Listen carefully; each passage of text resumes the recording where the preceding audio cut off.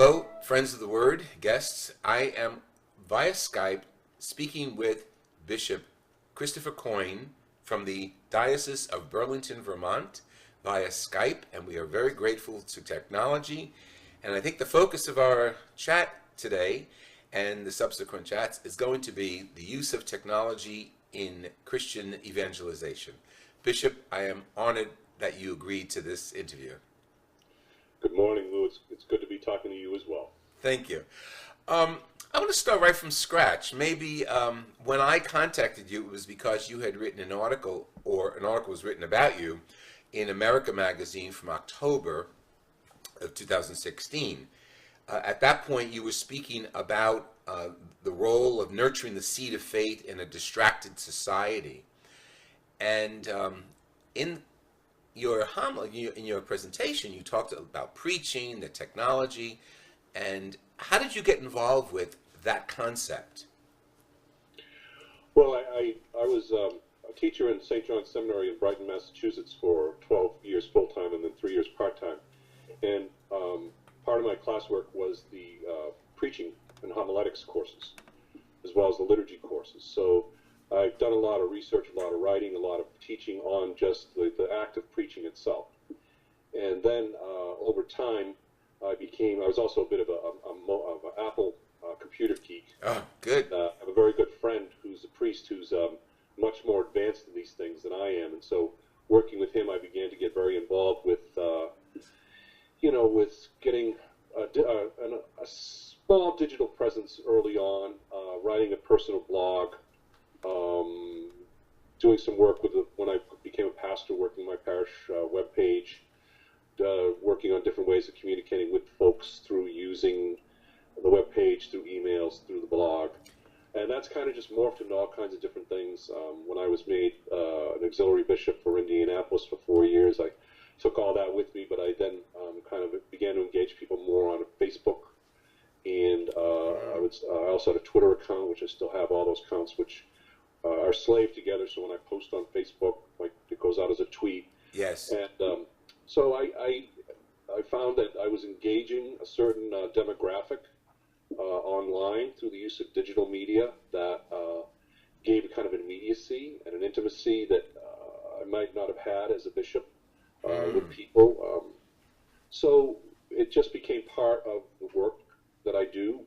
I've done a lot of podcasts, which I don't do as much anymore. It's for reasons of time more than anything else and all that. But now that I'm in my own diocese, we're building a pretty substantial social media, digital media presence. I have a social media person now on staff. I have our Vermont Catholic magazine is gone into a weekly format. We also have digital pages and and print pages that go to the parish bulletins every week, those types of things. So it's just kind of communication.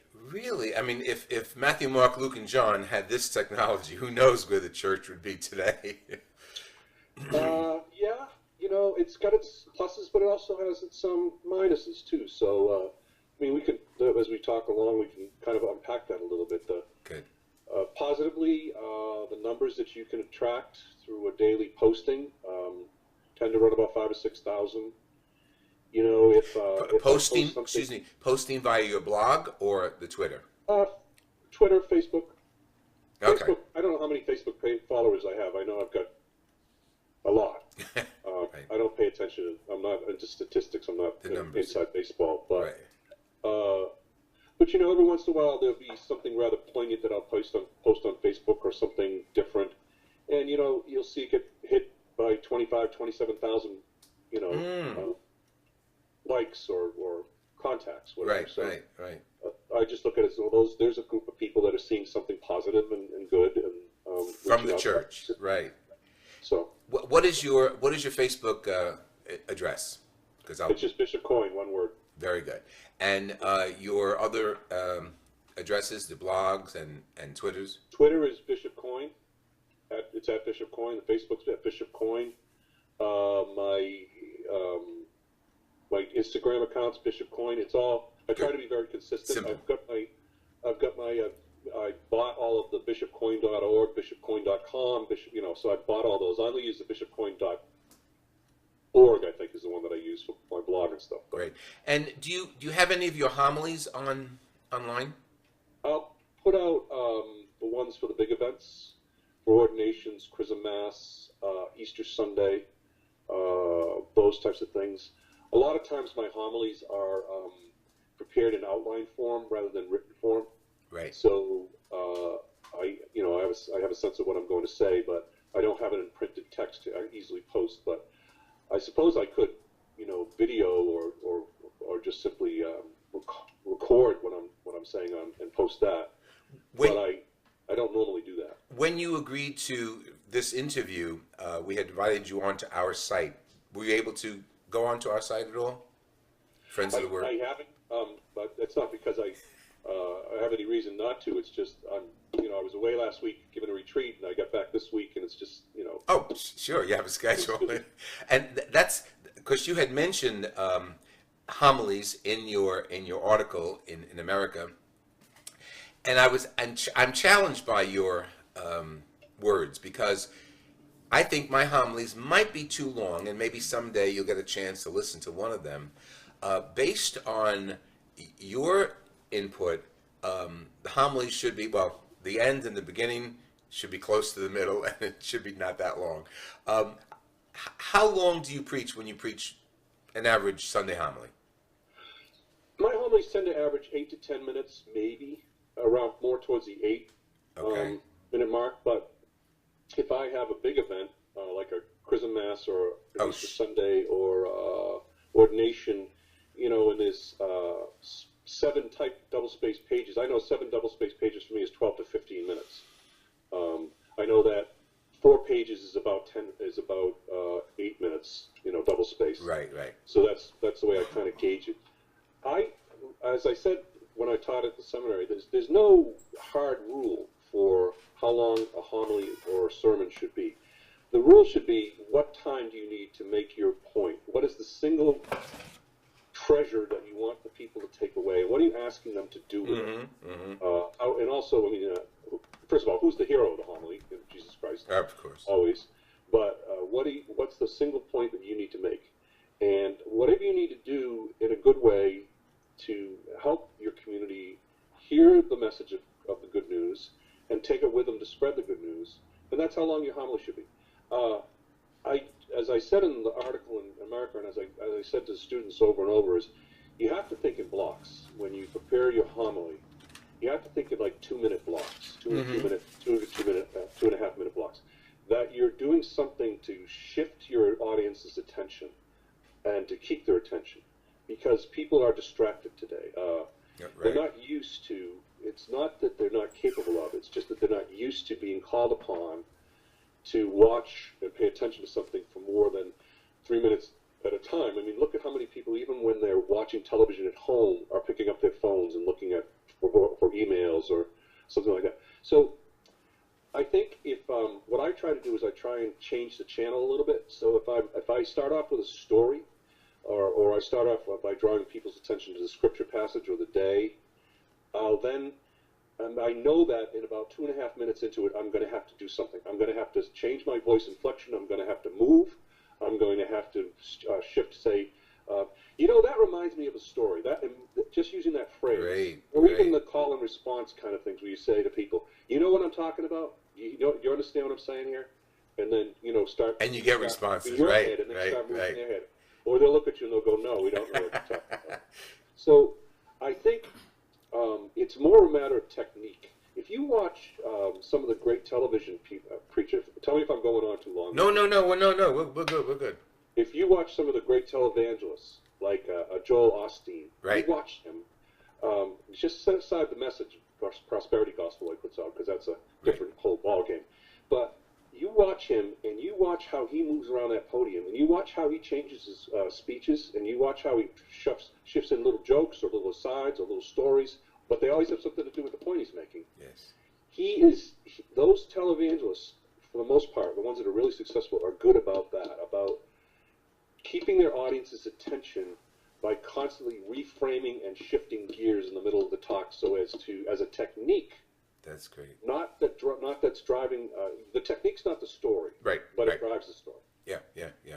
I think of McLuhan. The message is The media is the the message. media is the message, exactly. And you're talking about the media, and we'll talk about different messages.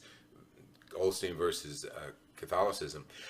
Do you educate? I know you taught homiletics. Do you educate your priests now once in a while with the retreat or topic Yeah, being preaching? we actually, beginning in September, entered into a year of preaching. So we're working as a presbyterate to improve our preaching. Because when you ask our people in the parish, what do you like about your parish, and what are your concerns? The main concerns that you get are bad music Yes, and bad preaching. yes, yes, We yes. like our pastor, we like our preacher. He's a really good guy. We love him, but man, sometimes the preaching is really bad and the music is bad. So we have set ourselves as a presbyter to the goal of improving our preaching. So we spent 2 days in September at our priest retreat, where we talked about just the act of preaching, just like I'm doing now. Right. And then we just had an Advent retreat day in which we talked about who am I as the preacher. And so the Lenten retreat again is going to be focused on the act. We haven't got our person in talk yet, but we're going to focus again once on the act of preaching and the homily. Excellent. Do you so- have receptivity from your priests? Yes, Good. they really liked what was shared with them in September. That it was one of the best 2 days that they've had, Great, coming together. great, great. We had a lot of dialogue, a lot of conversation. They were given a little bit of homework to do before they got there, and they, to bring it. They had a series of 3 questions that they were asked to answer before they got there, and then we kind of had a lot of sharing and a lot of conversation. Excellent, excellent. So hopefully that will help. I mean, when we call people back to our churches, we need to make sure they're getting nourished. Yes, and, yes, yes. and fed, and that involves really making an effort to preach well. Beautiful, because that is our problem, I think, as a church, and I think Pope Francis realizes that because he often talks about the need for priests to preach correctly, and I like what he recently said. A priest has to look into the eyes of his parishioners as he's preaching, and that I think is really, really a rapport, whether it's physically looking into the eyes or knowing who the people are that you're preaching to. Right, and I think, as I always say this, you also have to have the mirror in front of yourself, because the worst thing that you can do as a preacher is say, "You people," Oh God, no. I mean, excuse me, but no. or all of you. You have to say us. Us. Good, good. We all good. struggle with sin. We all need to grow in God's love, myself included, especially those types of things. I stand with you, walking with you. Beautiful. Damien and Molochai's famous story about how his preaching shifted from when he used to preach, when he became a leper himself, he no longer said, "You lepers," he said, "We lepers." Wow, that's And great. how That's great. his whole preaching changed then. And the message, but the way he was received changed more than anything else. Absolutely. I like the fact that Jesus is always I mean, there's no secret here, but that was your emphasis too. Jesus is always the message. Yeah, again with the students, and it sometimes happens. Preach Jesus first before you preach the church. Preach the church, but Of course. always preach Jesus Christ first before you preach the church, before you preach the saints.